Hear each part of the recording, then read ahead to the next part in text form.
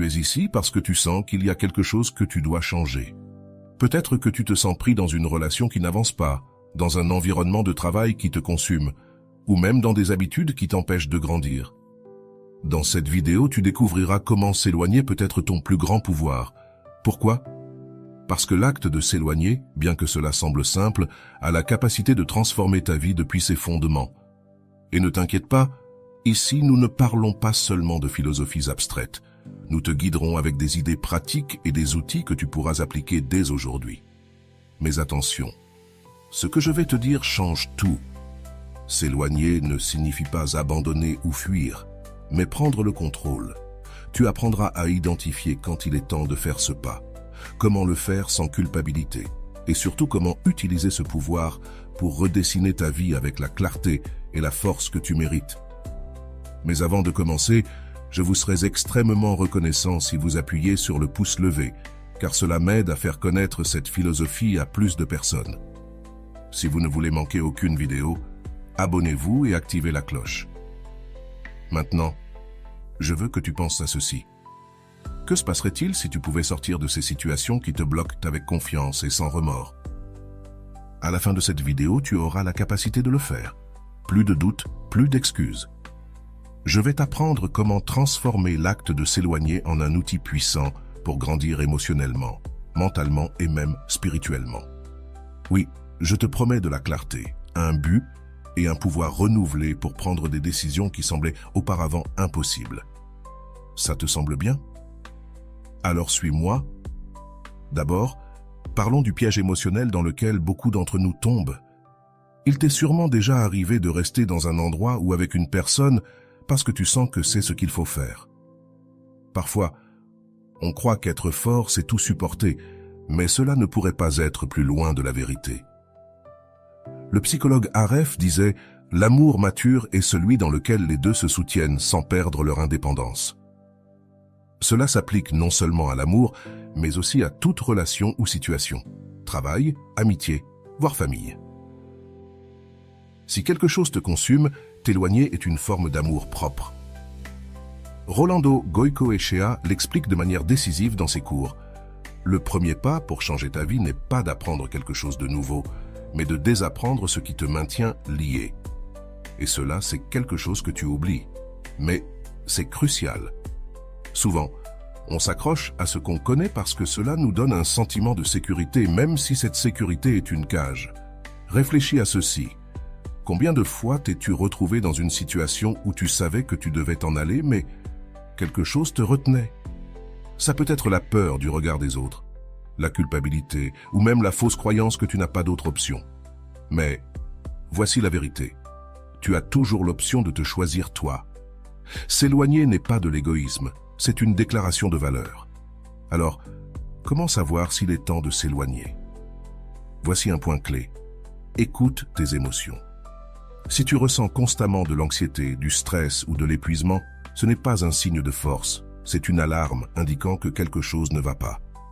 Selon Rolando, la clé réside dans l'identification des aspects de ton environnement qui drainent ton énergie vitale et de décider s'il vaut la peine d'y investir. Voici un exercice. Fais une liste des choses ou des personnes dans ta vie qui te pèsent le plus. Réfléchis, t'apporte-t-elle quelque chose de positif ou occupe-t-elle simplement de l'espace?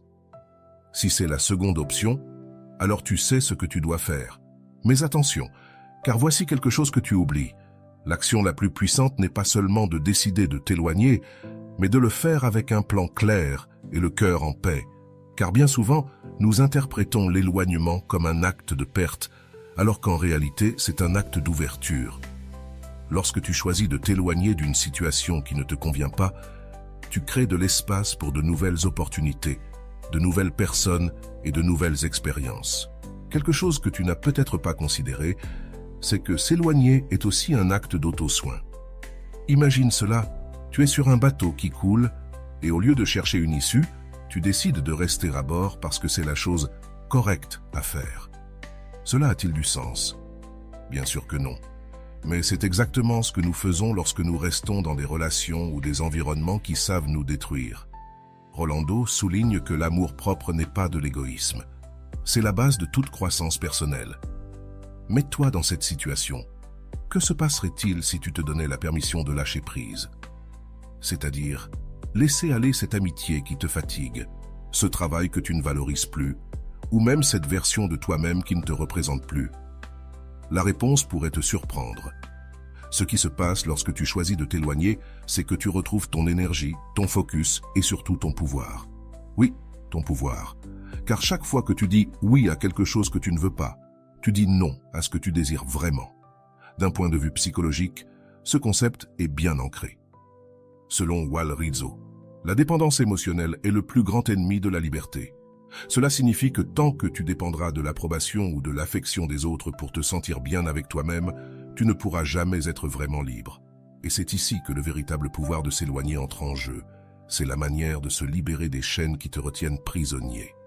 Rolando va encore plus loin en affirmant que s'éloigner est un acte révolutionnaire, car il défie les normes sociales qui nous enseignent à privilégier les autres avant nous-mêmes.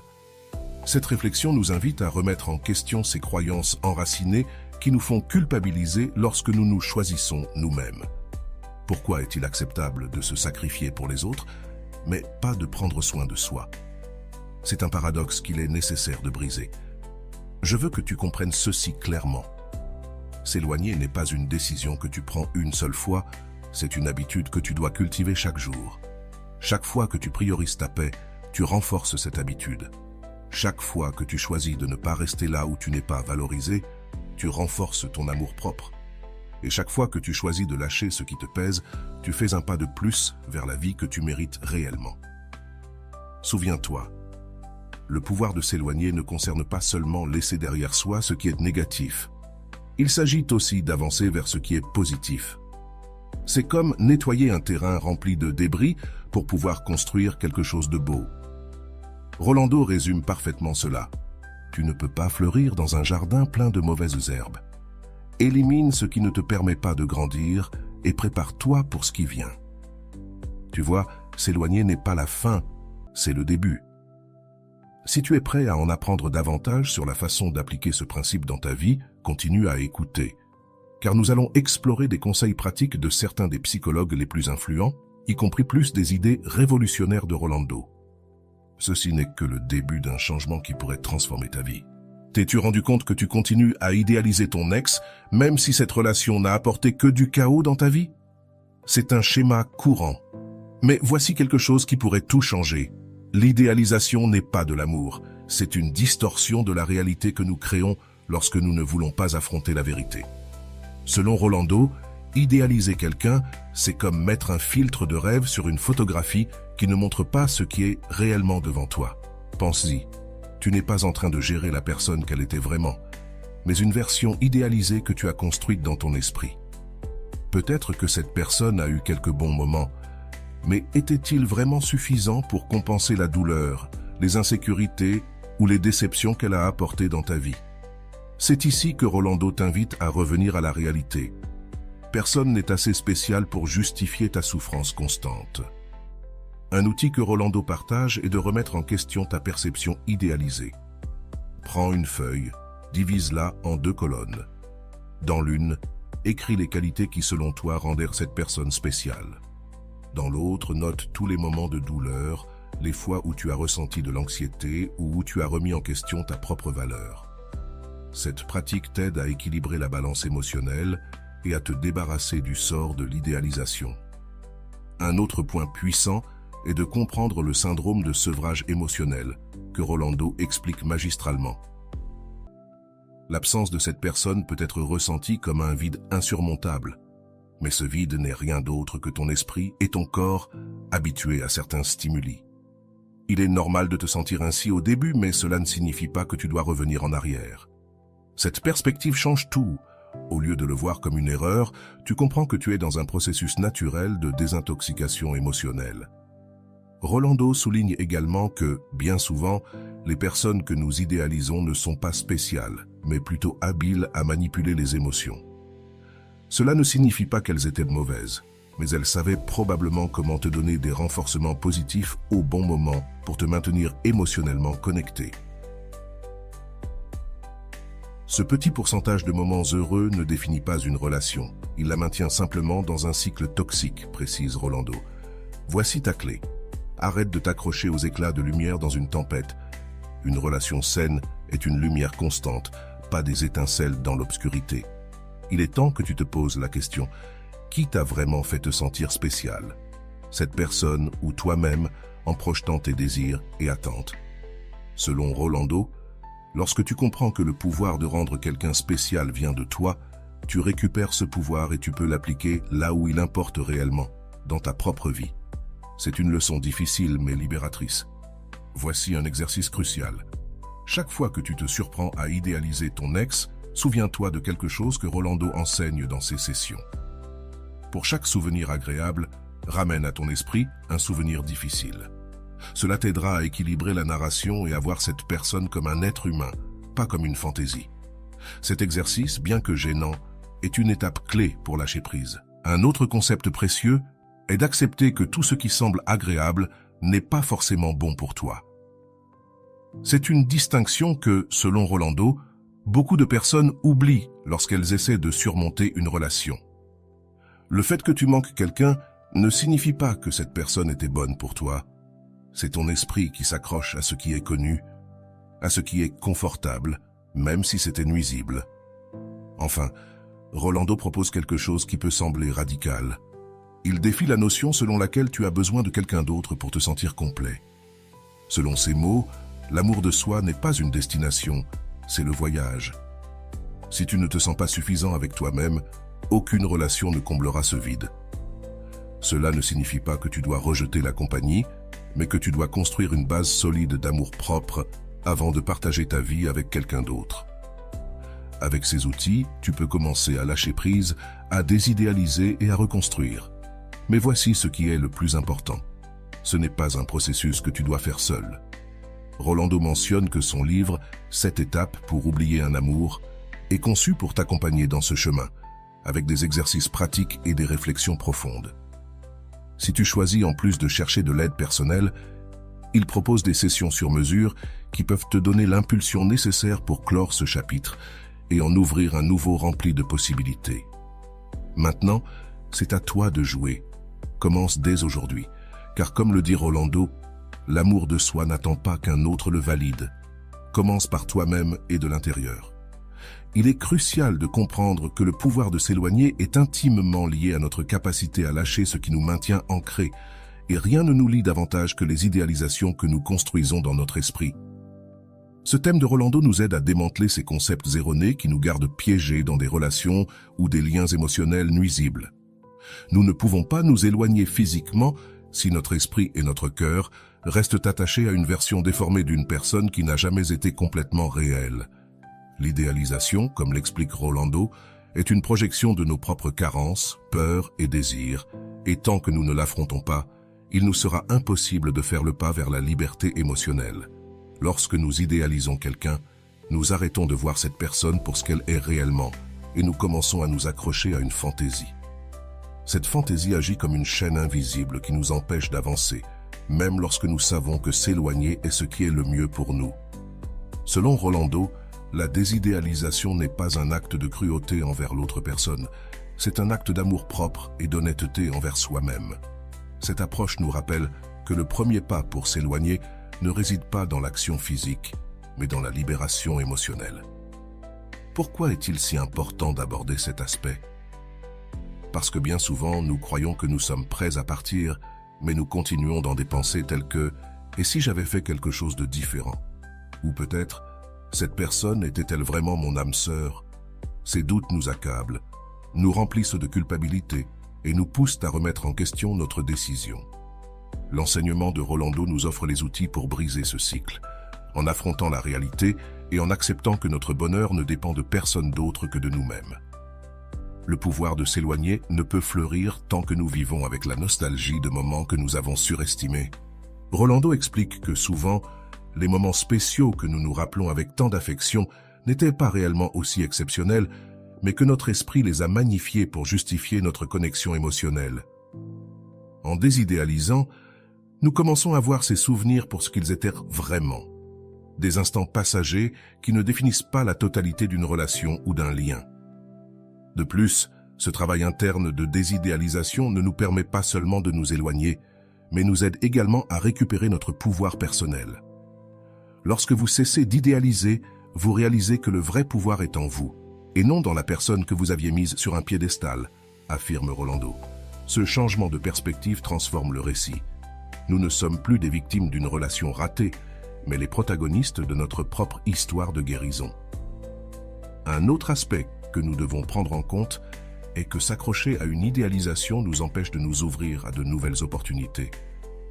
Tant que nous verrons cette personne comme l'unique, la plus spéciale, nous fermerons les portes à des relations plus saines et plus significatives. Rolando insiste sur le fait que la désidéalisation n'est pas un acte de rejet du passé, mais une invitation à construire un avenir meilleur. C'est un rappel que nous méritons des connexions authentiques, basées sur la réalité, et non sur des attentes irréalistes. En abordant ce sujet, nous reconnaissons également qu'éloigner quelqu'un ne signifie pas oublier complètement ou invalider les expériences vécues. Il est possible d'honorer les bons moments tout en reconnaissant qu'ils n'étaient pas suffisants pour notre bonheur à long terme. Comme le dit Rolando, il ne s'agit pas d'effacer le passé, mais d'en tirer des leçons et de lâcher prise sur ce qui ne nous sert plus. Cet équilibre entre gratitude et détachement est essentiel pour avancer. Nous avons choisi de partager les enseignements de Rolando, car son approche pratique et émotionnellement consciente nous offre de véritables outils pour affronter les difficultés de se détacher de quelqu'un. S'éloigner n'est pas un processus facile, mais c'est bien plus libérateur quand nous le faisons depuis un endroit de clarté et d'amour-propre. L'idéalisation nous enchaîne, mais la désidéalisation nous libère. C'est pourquoi ce sujet est fondamental pour toute personne souhaitant apprendre à s'éloigner avec un but et une détermination. Enfin, il est important de mentionner que ce contenu provient d'une vidéo où Rolando enseigne à cesser d'idéaliser une personne. Restez avec nous pour le découvrir. Lucia marchait dans les rues du centre-ville, avec le vent frais de l'après-midi caressant son visage. Elle avait les mains dans les poches de son manteau, tandis que son esprit voyageait dans le passé, comme tant de fois auparavant. À chaque coin de rue, dans chaque magasin, elle voyait des souvenirs d'Alvaro, son ex-partenaire, qui avait été le centre de sa vie pendant 3 longues années. Bien que la relation se soit terminée il y a 6 mois, Lucia n'arrivait toujours pas à se défaire du sentiment qu'elle avait perdu quelque chose d'irremplaçable. Cet après-midi-là, elle s'arrêta devant un café qu'ils fréquentaient souvent ensemble. C'était un endroit petit, avec des tables en bois usées et une atmosphère chaleureuse.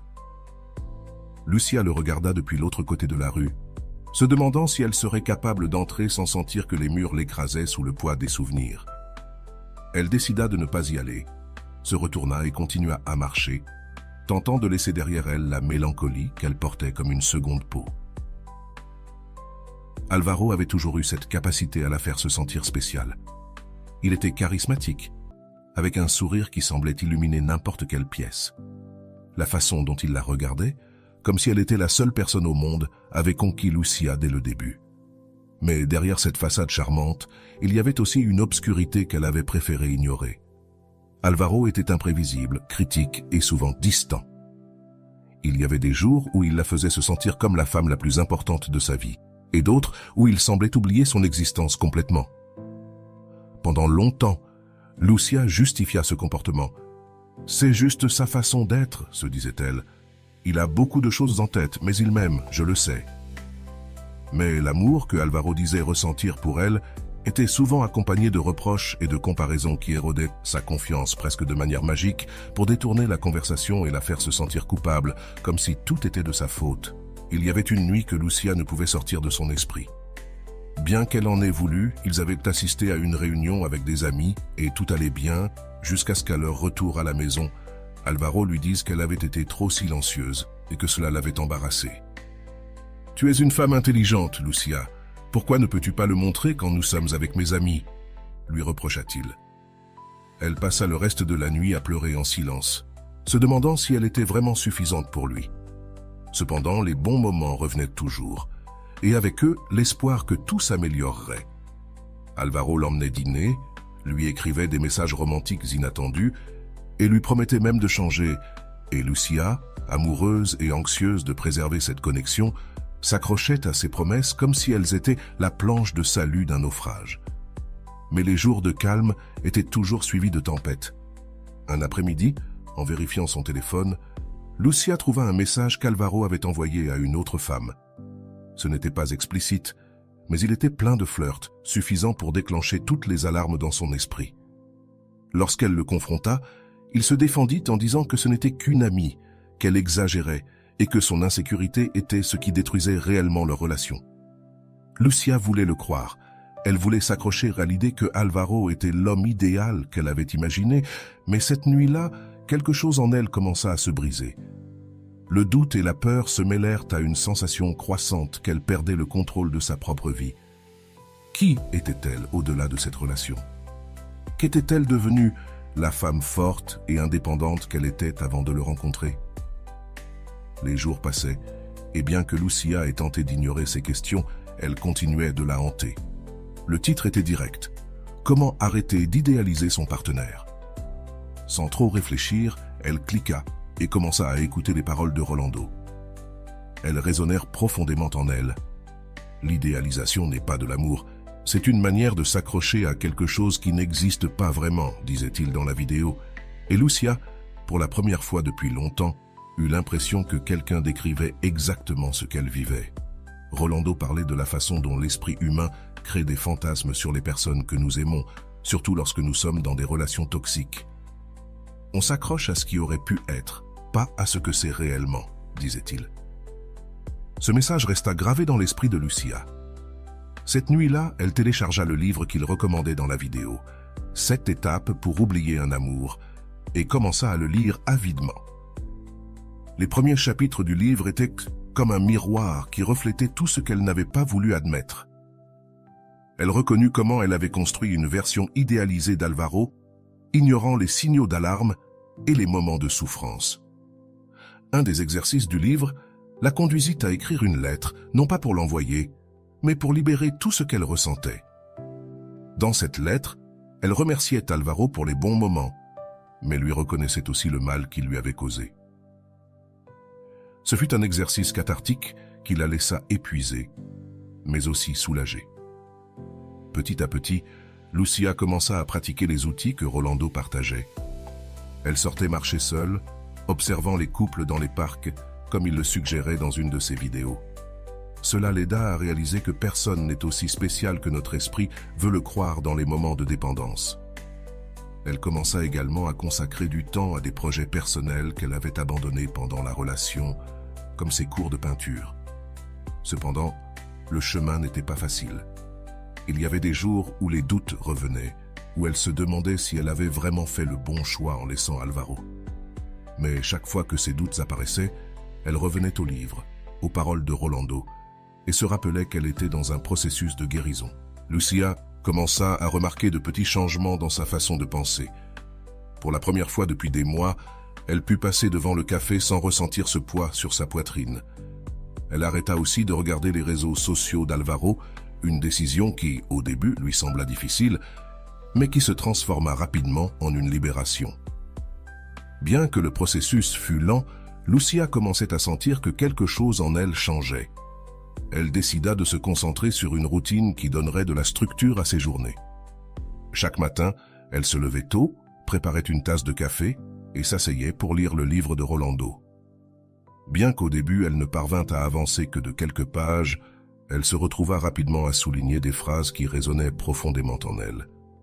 L'une d'elles disait « S'éloigner n'est pas fuir, c'est se prioriser ». Cette idée devint son mantra quotidien. Un jour, tandis qu'elle se promenait dans le parc, une pensée inattendue la frappa. Elle avait passé tellement de temps à se soucier des sentiments d'Alvaro qu'elle avait oublié les siens. Elle se rappela combien elle aimait peindre, une activité qu'elle avait complètement abandonnée pendant sa relation. Elle décida de s'inscrire à un cours de peinture dans un centre communautaire proche.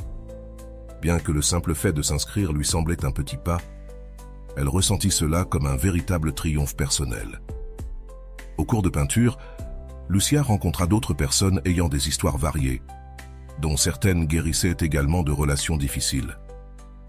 Elle fut surprise de trouver du réconfort en partageant son expérience avec eux, mais ce qui comptait le plus fut qu'elle commença à réaliser qu'elle n'était pas seule. Une femme plus âgée du groupe, Elena, lui dit quelque chose qui resta gravé dans sa mémoire. Parfois, perdre quelqu'un qui ne te valorise pas, c'est gagner ta liberté. Cette phrase simple et puissante lui donna encore plus de force. Avec le temps, Lucia commença à récupérer de petits aspects de son identité qu'elle avait oubliés. Elle redécouvrit son amour pour la musique, dépoussiérant une vieille guitare qu'elle avait achetée des années auparavant. Pendant des heures, elle pratiquait des chansons qui l'avaient toujours rendue heureuse, sentant comment, peu à peu, l'art remplissait les espaces laissés par la tristesse et la nostalgie. Un après-midi, en organisant sa maison, elle trouva une boîte de souvenirs de sa relation avec Alvaro. Des photos, des lettres et de petits objets qui avaient autrefois un sens spécial. Pendant un moment, elle hésita sur ce qu'elle devait en faire. Les garder, les jeter ou simplement les laisser là. Elle se souvint des paroles de Rolando. L'attachement aux objets n'est que le reflet d'un attachement émotionnel. Elle décida de tout mettre dans un sac et de les donner. En le faisant, elle sentit un poids se lever de ses épaules. Le travail n'était pas encore terminé. Cependant, il arrivait encore des nuits où Lucia rêvait d'Alvaro et se réveillait avec un mélange de confusion et de tristesse. Dans ces moments-là, elle revenait aux exercices du livre, écrivant ses émotions et s'en souvenant au travail. Ses collègues commencèrent aussi à remarquer un changement chez elle. Ils mentionnèrent qu'elle semblait plus calme, plus concentrée. Même son patron, qui avait l'habitude de la critiquer pour sa distraction, loua ses performances dans un projet récent. Lucia se rendit compte qu'en libérant son esprit de l'anxiété constante liée à sa relation passée, elle avait plus d'énergie pour se concentrer sur ses objectifs. Un samedi après-midi, elle décida de visiter un endroit qu'elle avait toujours voulu voir, mais pour lequel elle n'avait jamais eu le temps ou la permission pendant sa relation. Un atelier de photographie. Là, elle rencontra Javier, un photographe passionné qui dirigeait le cours. Bien qu'au début elle fût timide, elle se sentit rapidement à l'aise pour parler de ses idées et essayer de nouvelles techniques. Elle se rendit compte qu'elle savourait pleinement son temps, sans avoir besoin de chercher une approbation extérieure. Le soir même, Javier organisa une sortie pour le groupe, où ils exploreraient la ville à la tombée de la nuit pour capturer des images uniques. Lucia, qui au début hésitait à y aller, décida finalement de participer. En marchant dans les rues éclairées par des réverbères, caméra en main, elle se rendit compte qu'elle vivait quelque chose qu'elle n'avait pas ressenti depuis longtemps, la liberté. Elle n'avait pas besoin que quelqu'un valide son bonheur.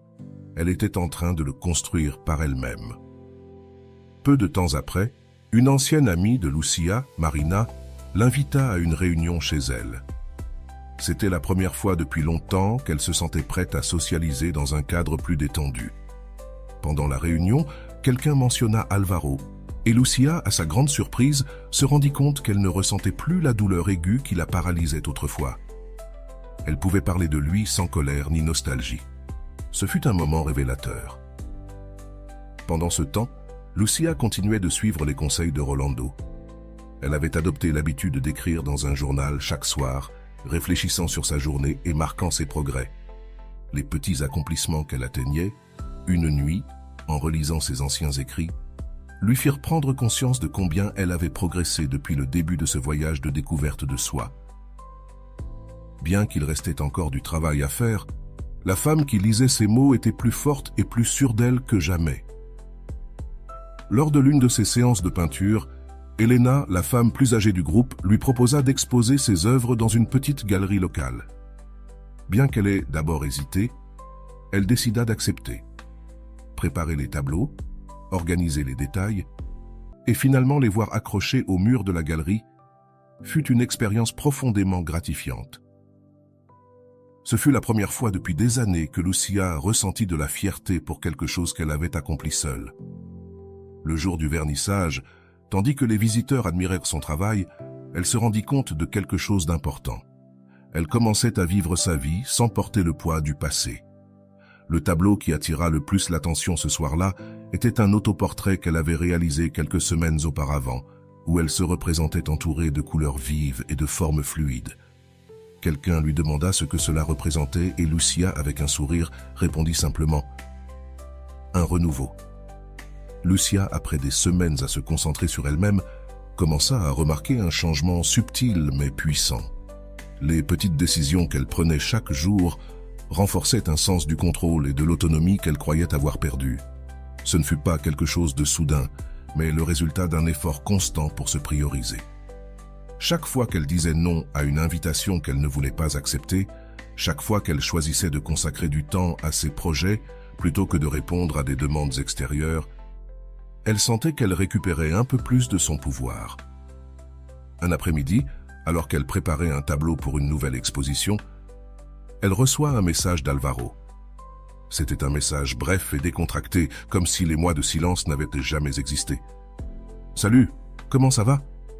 J'ai vu quelque chose qui m'a rappelé toi. » Lucia resta un instant devant l'écran, indécise. Avant, un tel message aurait suffi à la déstabiliser, à la faire reconsidérer toutes les décisions qu'elle avait prises. Mais ce jour-là, elle inspira profondément et posa le téléphone de côté. Elle ne répondit pas, elle n'en avait pas besoin. Ce fut la première fois qu'elle comprit que s'éloigner pouvait aussi être un acte silencieux, une décision intérieure qui ne nécessitait pas d'explication. Avec le temps, elle commença à reconnaître des schémas qu'elle avait auparavant ignorés. Elle se rendit compte combien de fois elle avait priorisé les désirs des autres sur les siens et comment cela l'avait amenée à se sentir épuisée, incomprise et parfois invisible. Elle avait pris l'habitude de justifier les comportements de personnes qui, rétrospectivement, n'avaient jamais respecté ses limites. Mais maintenant, chaque fois que quelqu'un essayait de franchir ses limites, elle était capable de s'arrêter, de réfléchir et, si nécessaire, de s'éloigner. Un exemple de cela se produisit à son travail. Son patron, qui avait l'habitude de lui confier des tâches de dernière minute sans prendre en compte son temps personnel, lui demanda de rester tard pour un projet qui pouvait attendre jusqu'au lundi. Au lieu d'accepter automatiquement, comme elle l'aurait fait avant, Lucia inspira profondément et dit « Désolé, je ne peux pas rester aujourd'hui, mais je serai ravie de te revoir lundi matin. » Ce fut un moment simple, mais pour elle, cela signifiait beaucoup. Non seulement elle avait protégé son temps, mais elle avait également envoyé un message clair. Elle valorisait son propre bien-être. Un autre jour, alors qu'elle se promenait dans un marché local, elle croisa un ami d'Alvaro qui tenta d'entamer une conversation sur leur relation passée.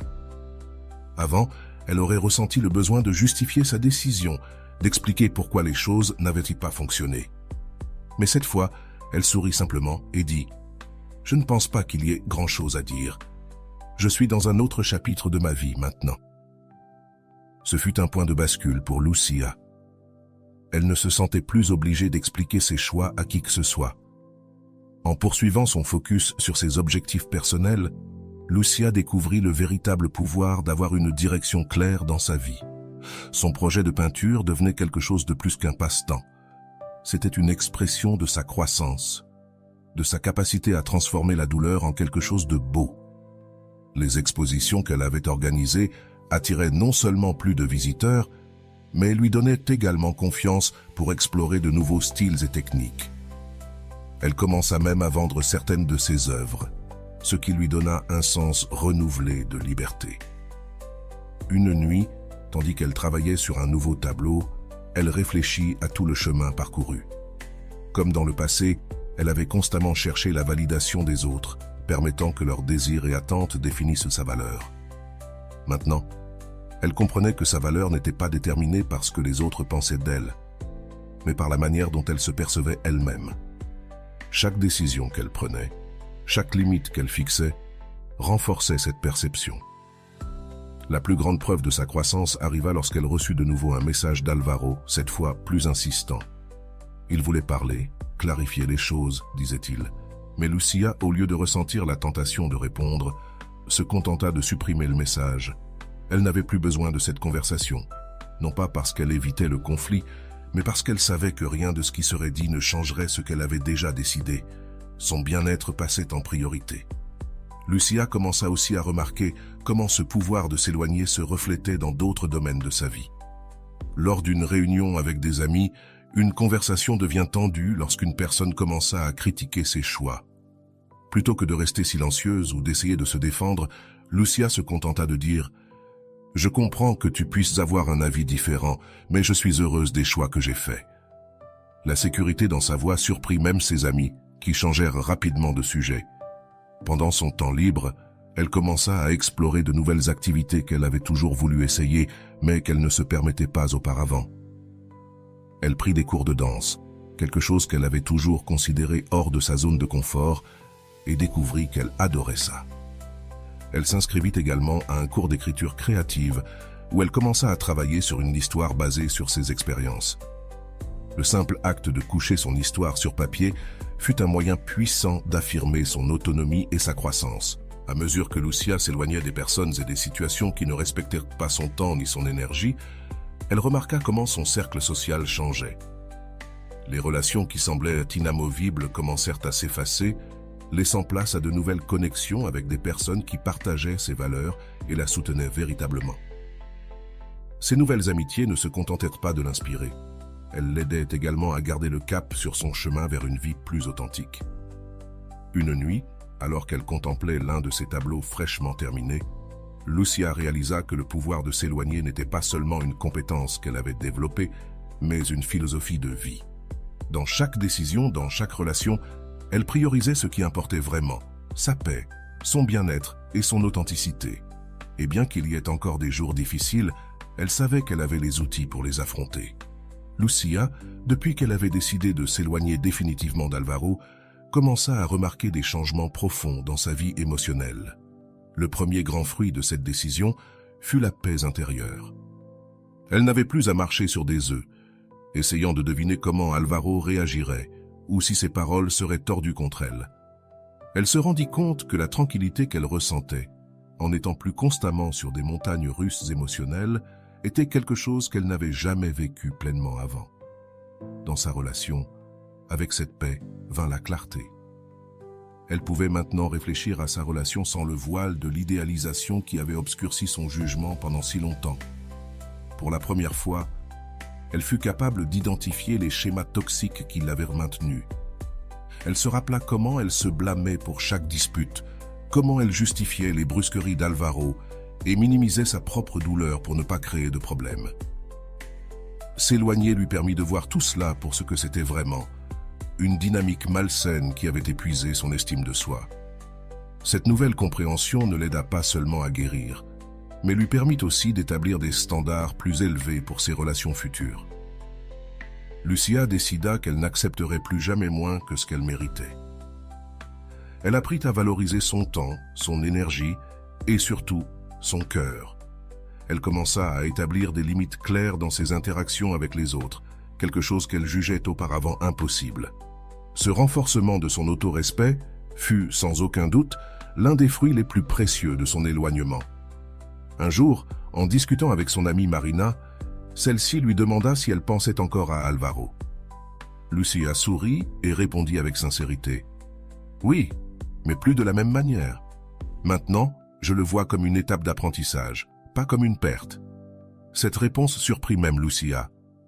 Elle se rendit compte qu'elle avait accompli quelque chose qui semblait auparavant inaccessible, transformer sa douleur en une leçon qui la pousserait à avancer. Le pouvoir de s'éloigner lui permit également de s'ouvrir à de nouvelles connexions. Bien qu'elle ne cherchait pas de relation, elle commença à remarquer comment la qualité des personnes qu'elle attirait dans sa vie changeait. En n'ayant plus à porter le poids d'une relation passée, Lucia se montrait plus sûre d'elle, plus authentique. Cela l'aida non seulement à renforcer ses amitiés, mais lui permit aussi de se connecter avec quelqu'un qui partageait ses intérêts et respectait son individualité. Cette nouvelle connexion, bien que casuelle au début, était complètement différente de ce qu'elle avait vécu avec Alvaro. Cet homme, Javier, était transparent, aimable et attentionné, sans être invasif. Lucia remarqua combien elle se sentait à l'aise d'être elle-même, sans avoir besoin d'impressionner ni de se conformer aux attentes des autres. S'éloigner d'une relation toxique avait créé de l'espace pour que quelque chose de sincère et de sain entre dans sa vie. Les fruits de cet éloignement se manifestèrent aussi dans sa créativité. Son art s'épanouit de façon qu'elle n'aurait jamais imaginée. Maintenant qu'elle n'était plus émotionnellement épuisée, son esprit et son cœur avaient été l'espace nécessaire pour créer. Ces peintures commencèrent à refléter non seulement son processus de guérison, mais aussi sa renaissance en tant que personne plus forte et plus libre. Lors d'une de ses expositions, un critique commenta même que son œuvre semblait une ode à la résilience, ce que Lucia prit comme un reflet exact de son propre parcours. Une autre conséquence positive fut la manière dont sa perception d'elle-même changea. Lucia cessa de se voir comme quelqu'un qui avait besoin d'être sauvé ou validé par quelqu'un d'autre. Elle commença à se reconnaître comme une femme capable, créative et digne d'amour, mais pas celui qui exige des sacrifices déraisonnables, plutôt celui qui ajoute et renforce. Ce changement dans sa perception d'elle-même devient la base de son nouveau chapitre. Au fil des mois, Lucia remarqua aussi qu'elle pouvait parler de sa relation passée sans la douleur qui l'avait autrefois accablée. Les cicatrices étaient là, mais elle les voyait désormais comme des marques de sa croissance, non comme des rappels de sa souffrance.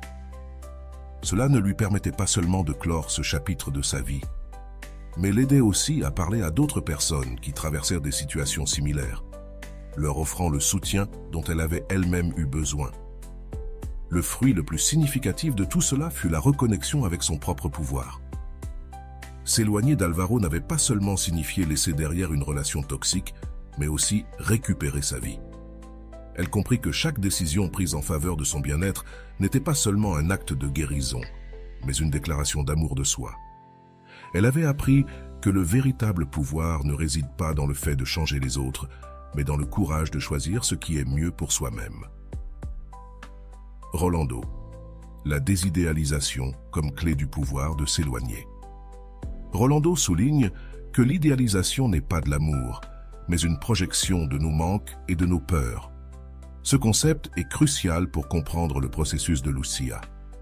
Pendant longtemps, elle avait idéalisé Alvaro, le voyant comme quelqu'un de plus spécial qu'il ne l'était réellement. Cependant, en appliquant les outils de désidéalisation suggérés par Rolando, comme reconnaître que les moments spéciaux ne justifient pas un lien toxique, Lucia commença à voir Alvaro comme un être humain avec des défauts, et non comme le centre de son univers émotionnel. Ce changement de perspective fut le premier pas pour récupérer son pouvoir. Rolando affirme aussi que le pouvoir de s'éloigner réside dans la reconnaissance de ses propres limites et dans le fait de les placer au-dessus des attentes des autres. Lucia incarna ce conseil lorsqu'elle commença à prioriser son bien-être émotionnel par rapport au désir d'Alvaro, comprenant que son bonheur ne pouvait pas dépendre de quelqu'un qui ne respectait pas ses besoins. Sigmund Freud et l'importance de la reconnaissance des conflits internes. Sigmund Freud, dans sa théorie du psychanalyse, aborde comment les conflits internes et les expériences passées influencent nos décisions. Freud a souligné que là où il y a un « ça », il doit y avoir un « moi », se référant au processus de prendre un contrôle conscient sur les impulsions inconscientes. Dans le cas de Lucia, son attachement à Alvaro peut être interprété comme le reflet d'insécurité passée ou d'un besoin de validation externe qu'elle n'avait pas pleinement reconnu. En faisant face à ces conflits internes, Lucia renforça son « moi », lui permettant de prendre des décisions depuis un lieu de conscience de soi et d'autonomie. Freud parle aussi de l'importance de la catharsis, que Lucia a vécu en écrivant la lettre à Alvaro comme partie de son processus de guérison. Ce geste lui permit de libérer des émotions réprimées et de transformer la douleur en clarté, un pas essentiel vers sa liberté émotionnelle. Piaget, le développement cognitif et la réévaluation des croyances. Jean Piaget, connu pour sa théorie du développement cognitif, met l'accent sur la manière dont les schémas mentaux évoluent à travers l'expérience et l'adaptation. Selon Piaget, l'intelligence est ce que nous utilisons lorsque nous ne savons pas quoi faire. Lucia a démontré ce type d'intelligence en réévaluant ses croyances sur l'amour et les relations. Au début, son schéma mental était centré sur l'idée que se sacrifier était nécessaire pour maintenir une relation. Cependant, en s'exposant à de nouvelles perspectives, comme les outils de Rolando et ses propres réflexions, Lucia a modifié ce schéma, intégrant une vision plus saine et réaliste de ce que signifie l'amour-propre et le respect mutuel. Skinner, le renforcement intermittent et la dépendance émotionnelle. Skinner, dans sa théorie du conditionnement opérant, aborde la manière dont le renforcement intermittent peut créer des comportements difficiles à briser. Dans le cas de Lucia, Alvaro alternait entre des moments d'affection intense et des comportements dégradants, générant un cycle de dépendance émotionnelle. Skinner souligne que le comportement soutenu par un renforcement intermittent est plus résistant à l'extinction.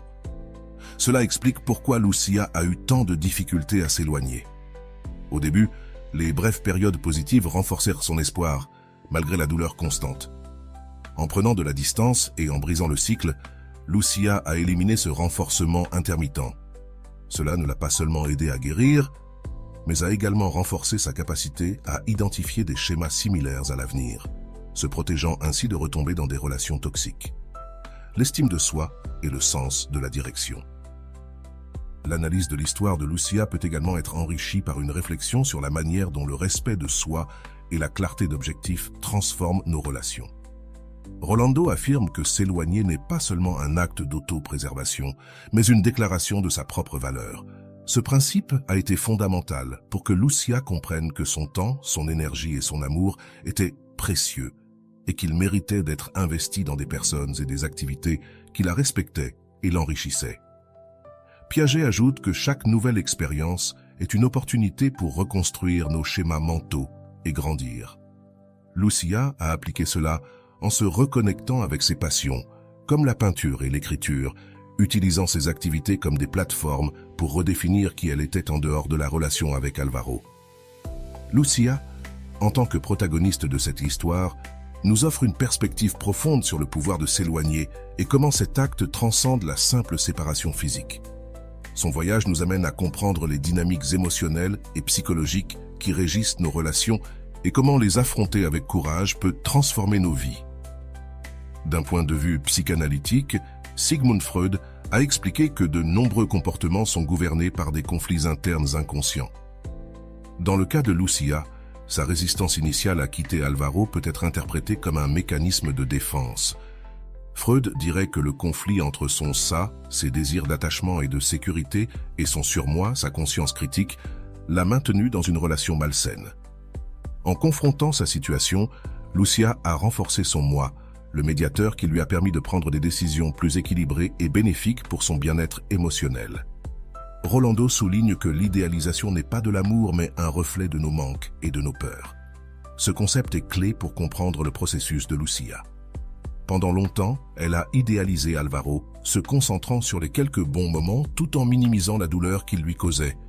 Ce n'est que lorsqu'elle a commencé à désidéaliser la situation qu'elle a pu reconnaître que sa relation ne lui offrait ni respect ni réciprocité.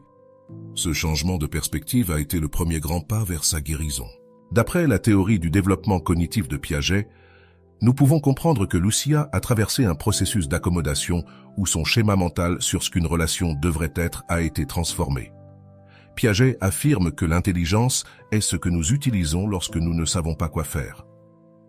En affrontant une réalité émotionnelle complexe, Lucia a restructuré sa vision de l'amour, reconnaissant que celui-ci ne devait pas impliquer des sacrifices démesurés ni une dépendance émotionnelle.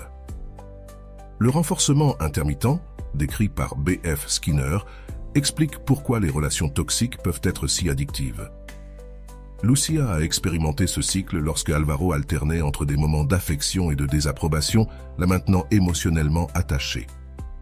Skinner décrit que le renforcement intermittent produit des réponses plus résistantes à l'extinction. En brisant ce schéma et en s'éloignant, Lucia a éliminé le stimulus qui perpétuait sa dépendance, retrouvant ainsi sa liberté émotionnelle.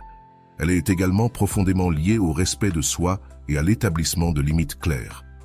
Rolando souligne que dire « non » est un acte d'amour-propre et non d'égoïsme. Lucia a intégré cette leçon en priorisant ses besoins et en rejetant les dynamiques qui compromettaient son bien-être. Ce processus lui a permis de récupérer son estime de soi et d'affirmer que son temps et son énergie étaient précieux. Viktor Frankl, dans sa quête de sens, explique que les circonstances peuvent être externes, mais notre attitude envers elles est toujours un choix. Lucia a incarné cette idée en transformant sa douleur en une opportunité de se redécouvrir. Au lieu de rester coincée dans la nostalgie ou le ressentiment, elle a choisi de concentrer son énergie sur des projets créatifs et des relations significatives qui reflétaient sa nouvelle perspective. Du point de vue d'Arksen, qui a parlé de l'importance d'intégrer l'identité et l'intimité à l'âge adulte, Lucia a dû relever le défi d'équilibrer ces deux aspects dans sa relation avec Alvaro. Elle a perdu de vue son identité, la sacrifiant au nom de l'intimité. En s'éloignant, elle a commencé à reconstruire son sens du moi, une étape essentielle dans son développement personnel. Antonio Damasio, dans ses recherches sur les émotions, affirme que celles-ci sont essentielles pour prendre des décisions rationnelles.